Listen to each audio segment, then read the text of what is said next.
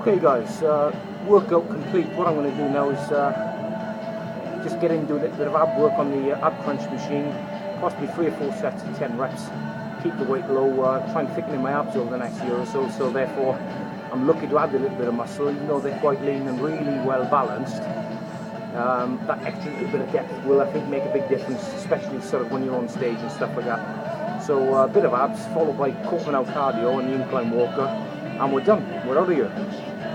Just going back to what I said in my disclaimer, in the monologue I said pre-workout about back today, there is no need really when you're off season to go more than 10, 12%, 30% body fat, which is about the range I'm right in right now. I'm going to still add strength, still continue to gain, still maintain and improve certain areas in body parts, and well, just to give you a little peek and a little show, just to see that you can actually have a classical physique, not hold too much water or fat, and still continue to progress.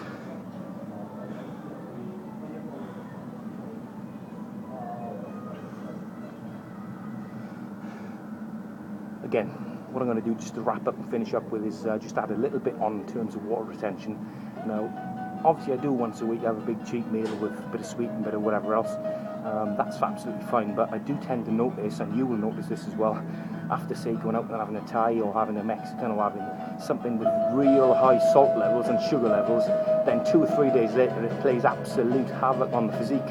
What you've got to do is just try and assess whether it's worth it or not, especially if you've got something coming up where you want to look good for.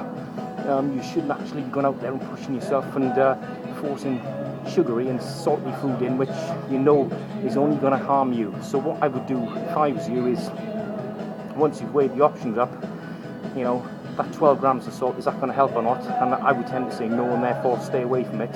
But it takes almost a week to get back to a reasonable physique level and reasonable level of condition. So again, just to maintain minimal levels of water throughout the year, what I do advise you guys do is 2,000 to 3,000 milligrams of vitamin C, 1 in the morning AM, 1 pre-workout, 1 post-workout, or if you're not training, it'll be 1 first thing in the morning, 1 midday with your food, 1 in the evening, spread them across the day.